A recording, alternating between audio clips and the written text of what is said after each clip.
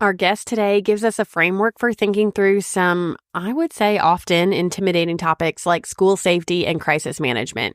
You'll hear as she dives right into her personal experience with a really terrifying moment in her school district where she was actually in charge. She was in a new leadership position and she was having to make important decisions for what to do next. Let me introduce you to our guest, Brandy, before we get into this interview. Brandy Samuell totes 32 years of experience dedicated to public education. She has experience in roles ranging from special ed teacher to school counselor to assistant superintendent, and she's been in all types of school settings. Some of Brandy's expertise and passion topics include mental health support and school turnaround. Most of her career has been dedicated to supporting students' emotional and behavioral needs, and then managing, coaching, and developing staff. Currently, Brandy is the Director of Mental Health and Related Services at eLuma. Brandy has successfully managed multiple school-related crises and provided crisis management and response training for school staff and community-based first responders, which that's what we're going to get into today. Let's roll the intro, and then we'll dive right into our conversation about school safety and crisis management with Brandy Samuell.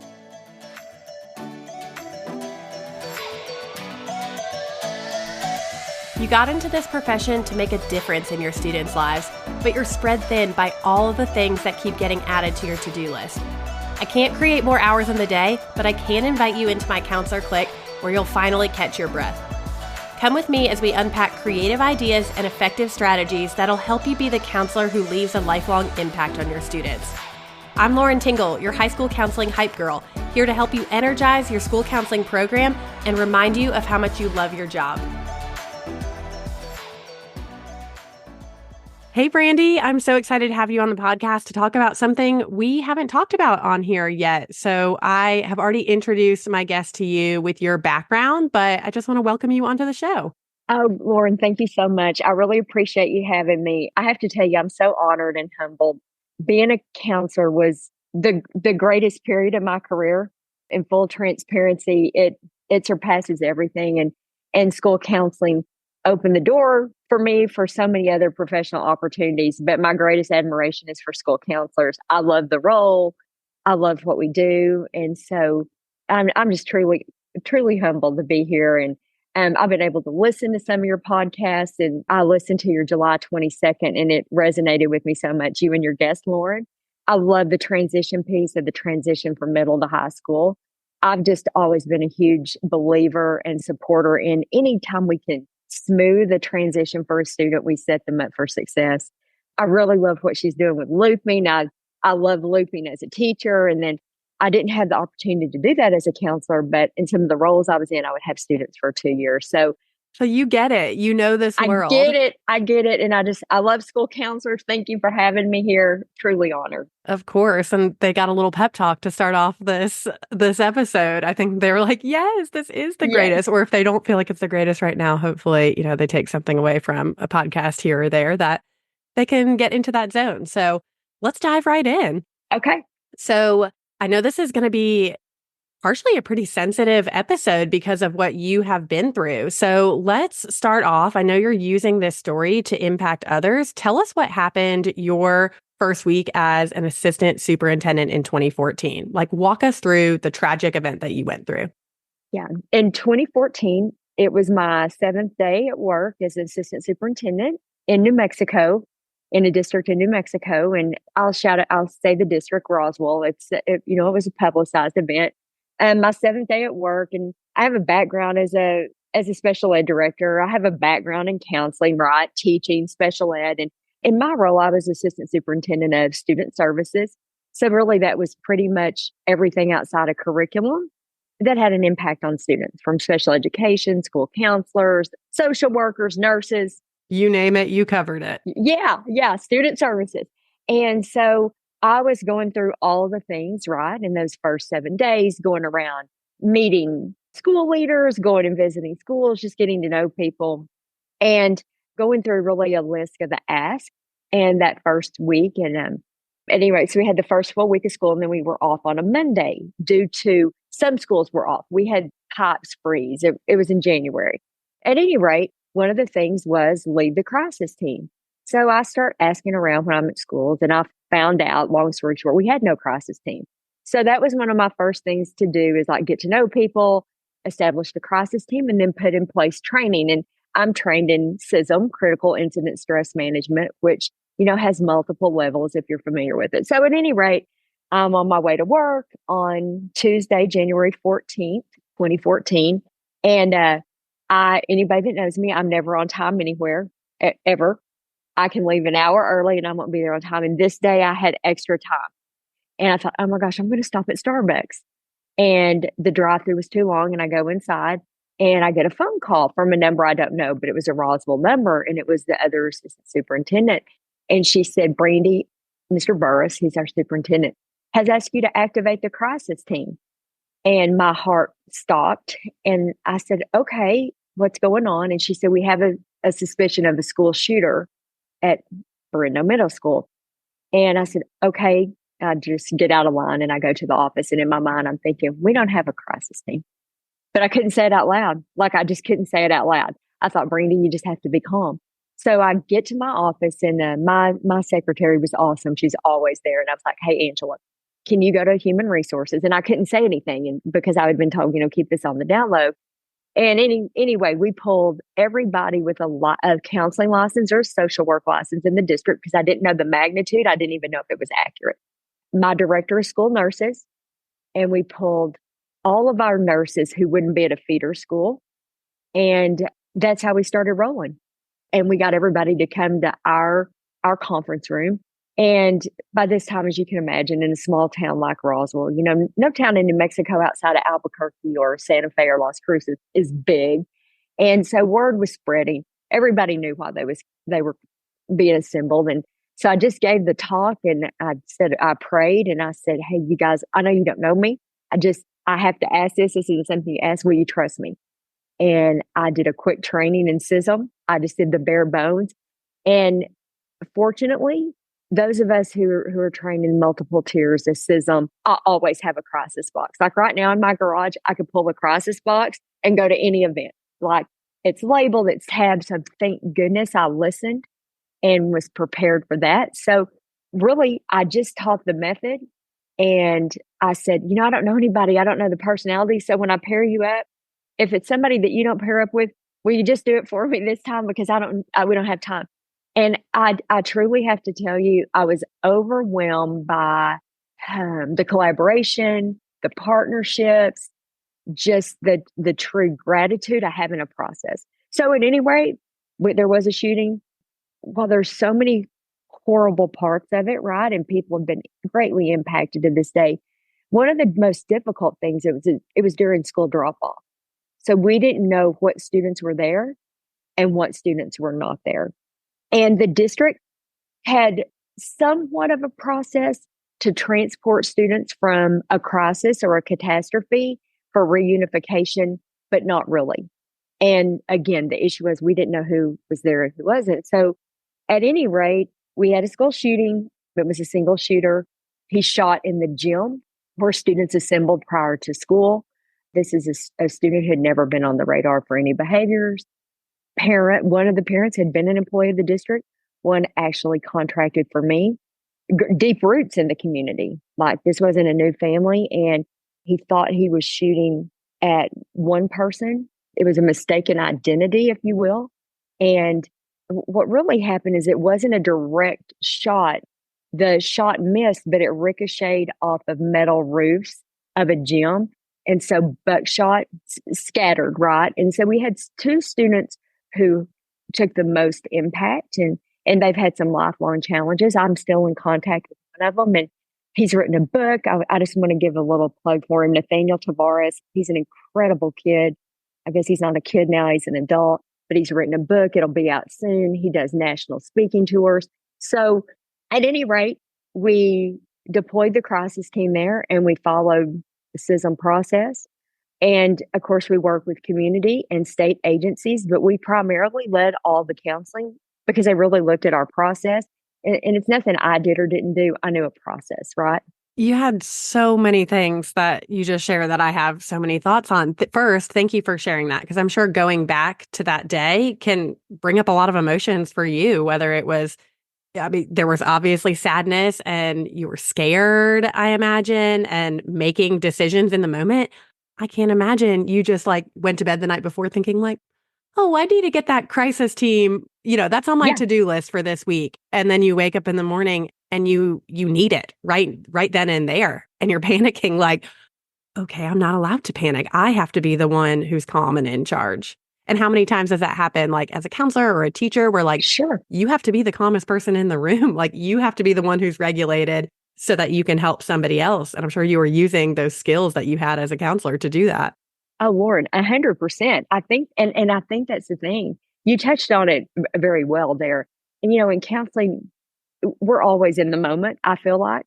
I believe the vast majority of us try to be extremely proactive, but it's not necessarily the nature of the profession, right? Just you articulated it so well.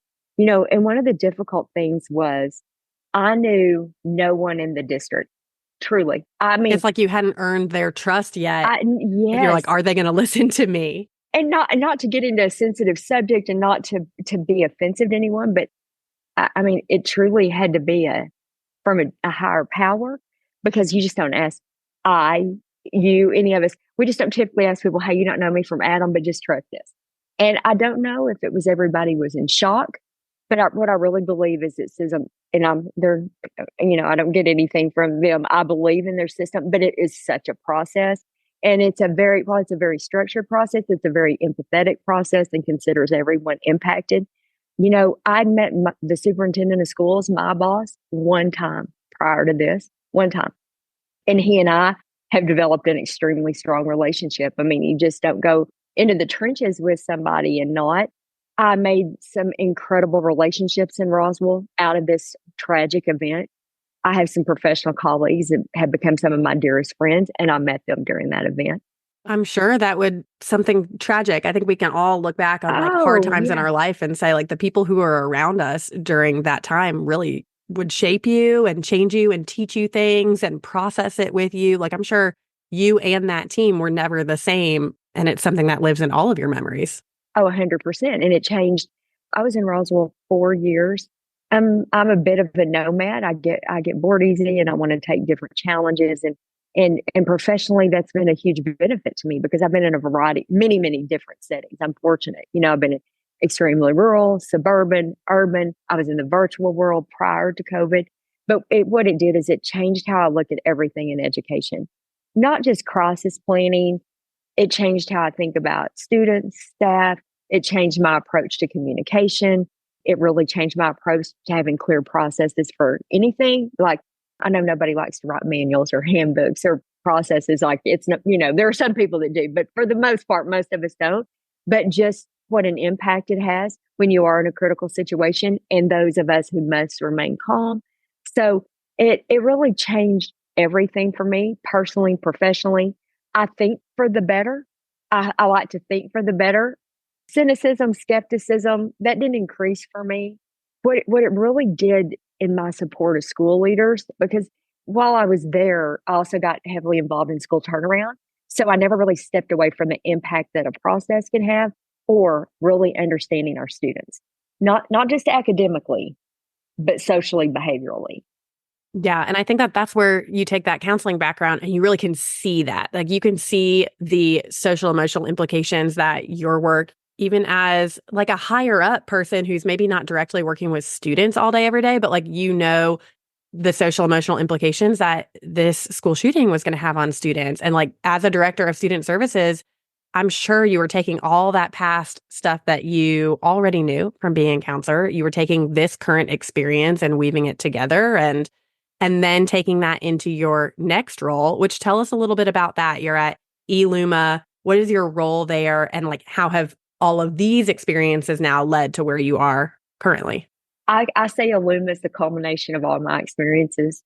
I should be retired. I'm never going to be retired. All of my friends are retired except a handful. You're like, but still have stuff to give. Yeah, I still have I still, energy. yeah, And yeah. And I'm like super high energy. And what am I going to do? Like, what am I going to do if I retire? So, at any rate, at Illuma, what I really do is I'm the director of product. So, I work with schools, other stakeholders within the company, our current customers and our future customers, and really shape out services that we can provide to schools. And so what I like to pitch that eLuma does, because I really believe that, is we provide access for students to counseling or behavioral support that might otherwise go untapped. And we do that by building the capacity of schools and staff. And then we really help schools define solutions, both short term that are more reactive and long term solutions that are more proactive. And so it's really eLuma, you said it, Lauren, it's a culmination of everything. Due to my experiences and that I have gotten board easy, and I've been a gen ed teacher, special ed teacher, school counselor, behavior interventionist, educational diagnostic, like I can go on and on. I don't say it to be pretentious, like I'm not special. I'm glad that I get bored easy because it just always led me to something else. And so I believe that the roles I've had have allowed me a great understanding of schools and needs that are out there. I truly do my very best to stay in touch with the current market. I go to a lot of sales calls. I go to a lot of conventions and try to meet educators. I've been a webinar or webinars every day. I want to know what's going on. Like I like to hear a schoolies talk, right? I miss it, number one. But I just like to think it's bringing experiences together, listening, and finding those gaps that we can fill that schools are unable to fill. As you guys know better than me, because as counselors, you live it every day. Our behavioral and mental health needs of students are far surpassing the capacity or the numbers of staff we have. So if we can build in those ways to support students by building capacity with what we have, there's limited resources, as everybody listening on this podcast knows, be it financial or people resources, they're limited, but student needs are growing. So how do we build the capacity, and what services could schools afford to put in place to support students? So it's really just a culmination of experiences, being in tune with the market, listening, learning, never stop learning, and trying to tap into what's needed in a way that's affordable. That will, I believe from school turnaround, we must have sustainable processes and access points and helping schools to do that. One of the greatest things, my second greatest thing outside of school counseling, is I really love coaching school leaders or working with groups of counselors or social workers, whatever that may be, to talk about how can you build capacity with what you have. And that's really what we do at eLuma. That's awesome. I think that's a much needed service. And of course, we'll link to that in the show notes so people can check it out. What's in your high school counseling starter pack? I've got 50 of your must-have Counselor Click resources ready for you to start your year off strong. Whether you're a new counselor hoping to build your toolkit, a veteran counselor wanting to spice things up in your program, or an experienced secondary school counselor who's found your footing but wants to add a little something new to your programming, this is for you. Grab the Back to School High School Counselor Bundle, which features 50 of my resources ready to go for you. From classroom lessons to small groups to data collection to career activities, I've got you covered. Go to counselorclick.com/BTS bundle for 20% off of these resources today. Let's zoom out and go kind of general here. What preventative measures and interventions do you see that can significantly impact school climate and student well-being? Like, what are we putting in place? If they had all the tools in the world, what should counselors kind of be looking at putting in place for their students? The thing that stands out to me the most, and I've come to see this over the past, I'm going to say 3 or 4 years. Some of you who have been in more progressive areas are going to be like, Brandy, that's been around for 10 years. But if we think about some of our more, not necessarily even rural, but remote areas or smaller districts, really like our small to mid-sized districts that we have sprinkled everywhere, we may not have seen this. We're in our larger, more urban areas, we may have. I am a huge proponent of universal screeners. And I know that I know universal screeners get a very negative connotation in some areas. What I'd like to talk about and the type of universal screeners that I see as being so impactful, and why wasn't this around when I was a counselor, right? Why wasn't this around when I was working with students with significant emotional disturbance? I really like those universal screeners that tap into strengths, that are strengths-based, and they look at the social emotional development. For example, we partner with the DESA, with Aperture and the DESA. So I can speak to it most effectively or in the most comprehensive way. There are a lot of screeners out there that are strengths-based But if we look at teaching skills, such as all the castle skills, responsible decision making, developing relationships, communication, if we look at those castle five and we can identify strengths and weaknesses, just like if we're doing formative assessments around math or reading. So, because what are we doing, guys? You guys all sit on student support teams looking at tiered support, and we look at all the academic skills and we look at where the strengths and we look at the gaps. I believe, and I like to come from the perspective, if we're doing the same thing around social behaviors and we can target those behaviors and directly instruct those, be it in small group, large group instruction, and or individually, and we can progress monitor because we can go back and give that screener every 4 weeks, every 8 weeks, depending on the screener we're using, then we can set goals for students and we actually have data to drive instruction. And not just to make it curriculum based, is I've always thought in my head, well, why aren't we treating behavior the same way as this? We just tend to go from behavior, and I use behavior kind of as a catch-all term because even though we know students may be suffering from some pretty significant mental health issues, it manifests in behaviors, be it those very extreme covert behaviors that are loud, they get attention, they're aggressive, to those very overt behaviors that are extremely withdrawn. We just have a student who blends in, but then all of a sudden they disappear. So how do we look at those behaviors and directly instruct? If I was a school counselor today and I could push a universal screener, that's what I would do. Because look, I love classroom-based lessons at any level. I believe, and from my experiences, I believe they're highly impactful, if nothing but to make awareness and students believe, oh, I know her, I know him, I have a relationship with Miss Hudson. She comes to my class every Wednesday. It just sets us up for more success as we need to work with students individually. But I would take that data, I would inform my large group, my classroom instruction, and then when we progress monitored or give the mid-year assessments, I could see who needed to be broken out, and I would run small groups, which I know so many of you are doing on a weekly, daily basis. I would advocate for screeners. And I know what your pushback is going to be. I've sat in the seat that gave the pushback.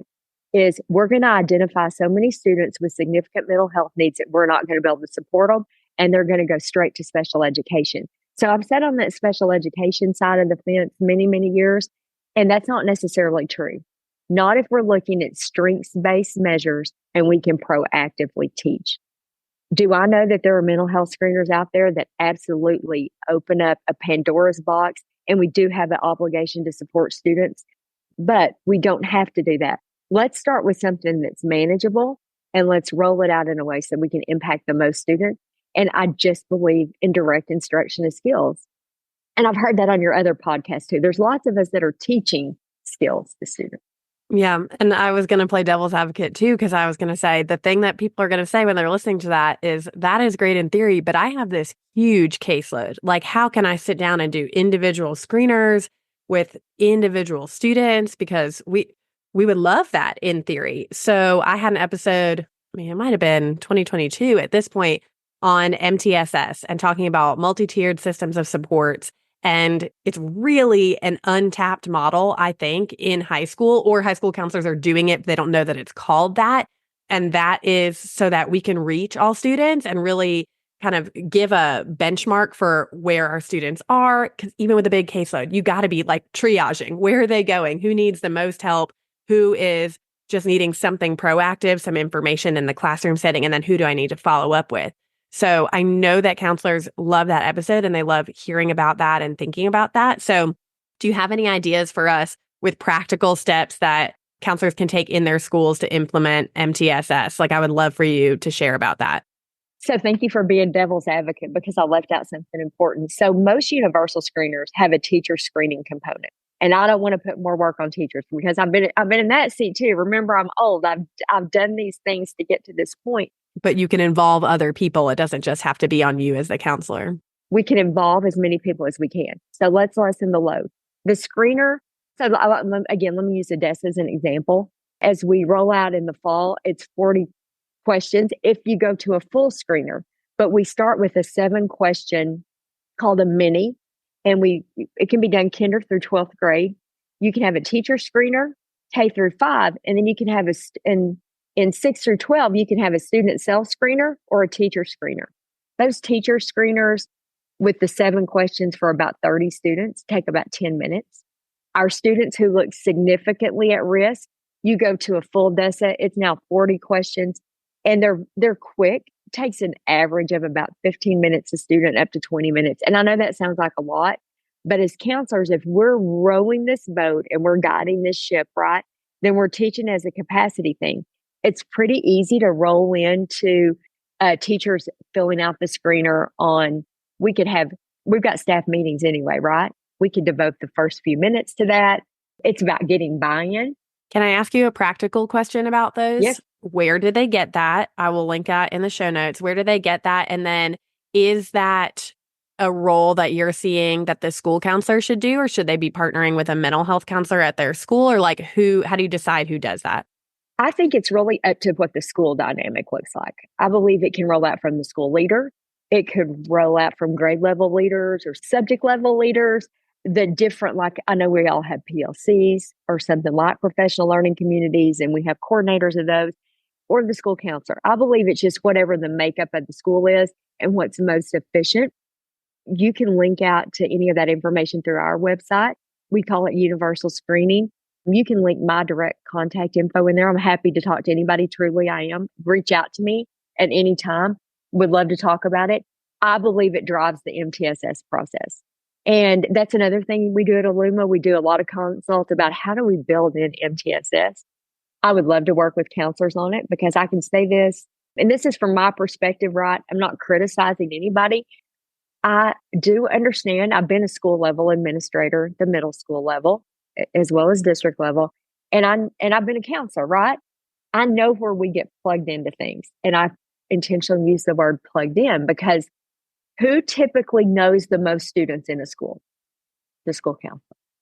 Even if they don't have contact, we're in classroom, we're on lunchroom duty, we're on recess duty, we're on bus duty. At least you've seen all the names somewhere. Like, every name is familiar. And we're scheduling. So I know that these things can be burdens, because I've felt burdened by it. But now that I've been able to step out of it, we hold the power really to help students.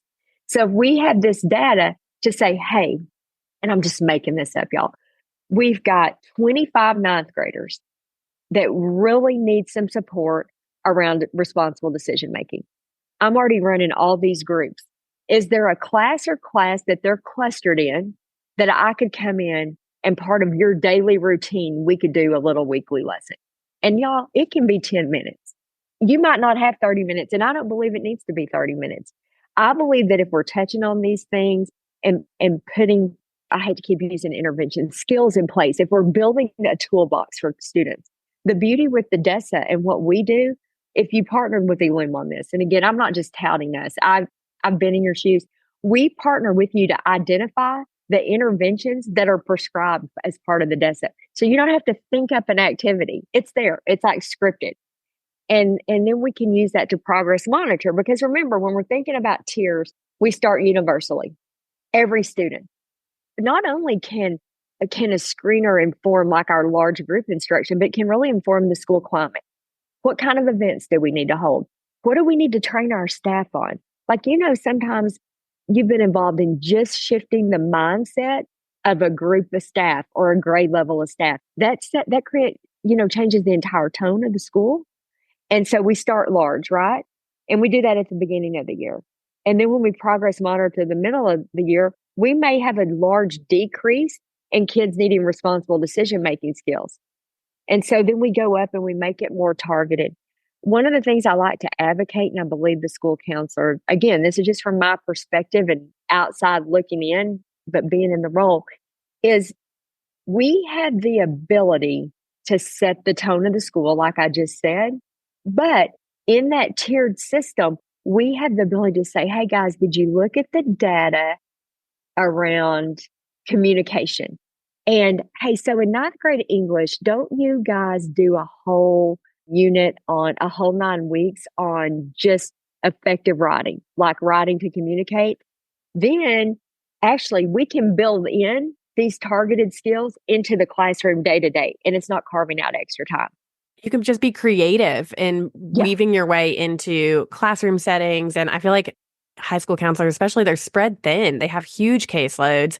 They need this pep talk that says, like, even if you do something small, it can make a difference. So I loved when you said even a 10-minute lesson or like an advisory at the beginning of everyone's Yes. first block today, we're doing this. Like those things make a difference. And I have blog posts and podcast episodes I can link to too about like getting in the classroom. Like you don't have to have this overhaul of your whole program at the start of the year to make an impact on your students' mental health and behavioral health. Like it can be something small. And like you said, maybe it's just changing the attitude of the adults in the building so that we can eventually get there. Like you have to look and evaluate what your school is like right now, what those relationships are like with the stakeholders and see like what small change can we make to start off this year so that we can have big changes with our students. Oh, I love that. And like one of the things I was thinking about, Lauren, I've read this in Chalkbeat around a couple large urban districts throughout the United States. And I would try this and knowing what we know now, like I was old school, there was nothing recorded, right? Everything was synchronous. There was nothing asynchronous. Like if I was a counselor and I couldn't get buy-in and I didn't have time, you can record your lesson and play it.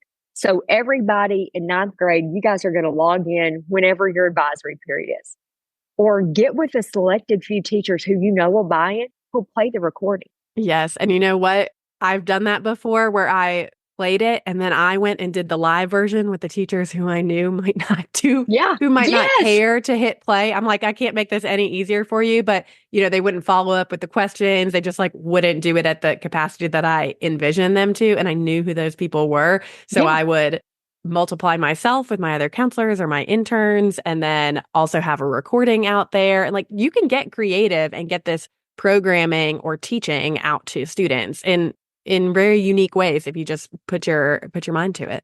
Absolutely. And again, I'm happy. Call me anytime. I'll brainstorm with you. I'll let you play devil's advocate with me. I'm totally open to that. So at eLuma, you asked some of the things we do. So that's one of the things we do. We actually sell large group lessons or small group that can be synchronous or asynchronous that will provide using, we don't sell curriculum or we don't develop curriculum, but using the curriculum you wish, or if you partnered on the DESA with us, we actually provide, not only did we break down the data and say this is what you need to do, we'll do the large group lessons as well. So really our purpose is we just want to reach as many students as possible. That's great. And we want to help you guys do that.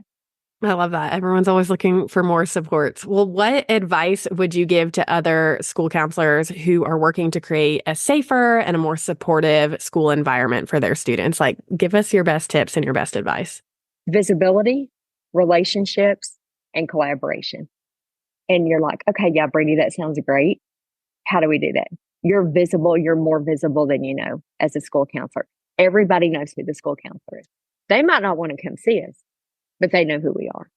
And to be visible in those unstructured times. Those are just like drops in the relationship bucket that like even just you being there, being in the hallway, asking how someone's day was, like that stuff all goes in there for you. Yeah. Think about what are the protective factors. As counselors, we all learned about these, but what are the protective factors? And how do I weave those into the culture of the school? I would get buy-in from my school leader and I would talk about what's going to be easier for you. What's going to make this easier for you and how to make it be easier for teachers. I would really talk to teachers about, as well as you guys are already doing this. I would learn 3 things about every student I came in contact, 3 things that weren't obvious, because you never know what's going to be a hook for a kid. Relationship wise, I would teach teachers. I would build my capacity, right? Like Lauren said a little bit ago. You can bring in other people to help you. We're not an island, although it is a profession that it can be very much like an island. What teachers will do anything I ask? What teachers are sponges?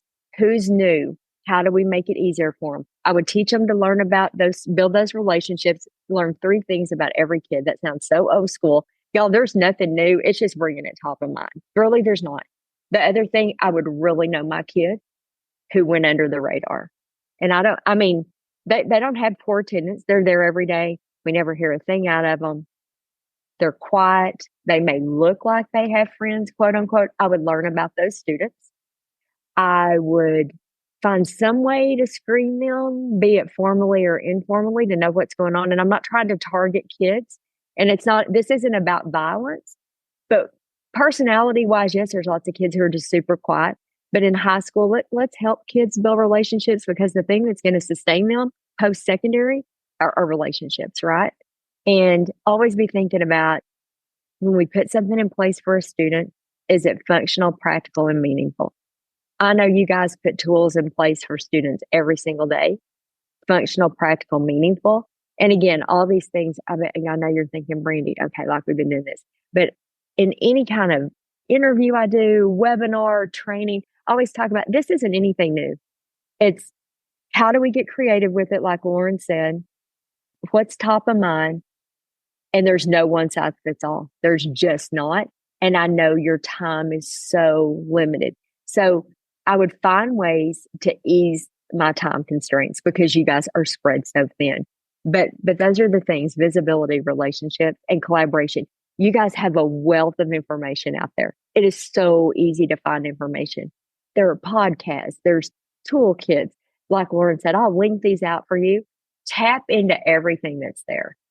Well, and I think those things that you're talking about, the visibility and the connection, the collaboration, those are things that we love to do as counselors anyway. It's like, I don't want to do the paperwork. I don't want to do the transcripts. Like I want to dive into those things. And so to hear that, put those together and we can make a safer and a more supportive school environment for our students, that's like warms my heart to know that that is the counselor's role. And we are doing what we're supposed to be in the school to do.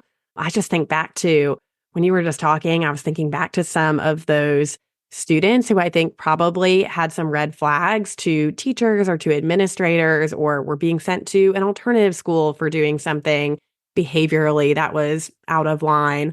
And me sitting in a room with him being like, do I feel safe right now with this student? Well, they know me and they trust me. I think of anyone in this school that they should be talking to, I'm glad to be here with them. And I'm glad to be like, I didn't have a screener in front of me, but I could tell like something is off here. We need to bring in some more support. But that comes from knowing students and from knowing 3 things about them and talking to their teachers and asking how they're doing in class. So hopefully that this conversation can be an encouragement to counselors to keep doing probably what they're already doing, and be looking for those places to just continue creating those safe and supportive school environments. Because I know that's like the ideal. That's what they're aiming for and that's what they want. But just look for tiny ways to do that would be like something that I'm taking away from our conversation. 100%. And I just want to say this one thing, back to the incident in Rossville. At this particular time, and this was prior to me being there, and we made lots of changes, as you guys know. That's just goes without saying. But know that this was a middle school setting. And from my perspective, my experience, my opinion, one of the things that I've always seen is, if I had to be lean on school counselors, it wouldn't be at the middle or high school level. Not that we ignore elementary. That's not what I'm saying. We had no counselors at the middle school level in Roswell at the time that this Wow. event occurred. It was our largest middle school. It was our most affluent middle school. In retrospect, and we supported our teachers for years afterwards, because, staff support's so important. And we, of course, supported the students, and we were there, and we had multiple counselors there the remainder of the school year, going into the next year. And then we made a lot of structural changes. It wasn't a decision of the school. It was a district decision, and I'm not criticizing. I wasn't there when they made the decision. But in retrospect, and talking to teachers and just listening, just letting teachers talk, and this is a school with very low staff turnover, by the way. Everybody said, and I mean every teacher I talked with said, I don't know how I missed the sign. Mm. It was obvious that this was a student who was struggling. Even administration said, and administration, this has been a huge worry to them, and it's impacted their careers and their professionally and personally. But they talked about, if we would have I'm just going to say it, we were busy focusing on the 1 to 5% who had the most obvious, overt versus covert. I misused that word earlier, Lauren. we were busy focusing on the 5% that get the most outward attention. They're loud. They participate in aggressive acts. We should have been watching those students who we didn't hear anything out of. They were just there. And so in retrospect, I just didn't learn this. Like, it just wasn't an epiphany. I learned this from listening. Well, and I'm sure the leadership of that school counselor in a building, like, when the student is being sent down from class to talk to you, like, you're going to take that and you're going to send them to where they need to go next, whether that's referring them out to more intensive therapy services or sending them straight to the hospital or wherever that is. Like, the counselor in the building is such a leader in their role with mental health and behavioral health and academic readiness and college and career readiness. Like, we're juggling so many things, but we are the point person for that. So Right. I can imagine that, of course, those things would go unseen because there wasn't someone to like refer that student to. There wasn't a person to take action and make sure it is there. They've followed through and a bow is tied on it and that has been taken care of. I could just see it being like passed around because it's not my responsibility if there's not like a real person to own that. And I couldn't have articulated that even half as well as you. I believe that, and I agree with you 100%. I do know this, school counselors, I know this about all of you. You all make a huge difference every day. I know it doesn't feel like it. It's not an easy job, but I believe that if you're able to take in those small successes, I believe it's the most rewarding job in a whole school. But you guys make a difference. And just to Lauren's point, you are the point people in the school. You hold the power regardless of what you think. I know as school counselors, we get a lot put on us, but you guys hold the power because you know the kids and you have the relationship and you can bridge those relationships. If I went back in a classroom today or back in a school, it would be one of two places. Now you're really going to see how I function. It would be as a school counselor, or I would go back and teach students with emotional disturbance. That's my other wheelhouse. And we just have such an opportunity to impact students and recognize those who need something extra. Well, thank you for that encouragement, Brandy. I think anyone listening can hear that and hear the passion in your voice and in your story and be encouraged to keep moving on and keep reaching even the farthest of students. So I appreciate this conversation about school safety, crisis management, and just the well-being, the social emotional well-being of our students. And you've been a big encouragement to listeners, I'm sure. So thank you for being on the show and chatting with us today. Thank you so much for having me. You guys go do the good work and have the best school year. Reach out to me anytime. Lauren will link my info. Thank you, Brandy. Thanks, Lauren. Thank you again to Brandy for joining us for such an important conversation about crisis planning, interventions, and management. I know this was a unique conversation that we needed to have, even though sometimes these things involve worst case scenarios that we don't even want to think about. I really appreciated her emphasis on having to build that rapport with the crisis intervention team and then joining forces as leaders in the school building to support students in small and large ways. If this episode was helpful for you, would you mind taking a minute to open up your podcast app? Go ahead, do it right now, and give High School Counseling Conversations a 5-star review and leave a little note for other potential listeners to find. Your ratings and reviews help other high school counselors just like you find and then follow the show.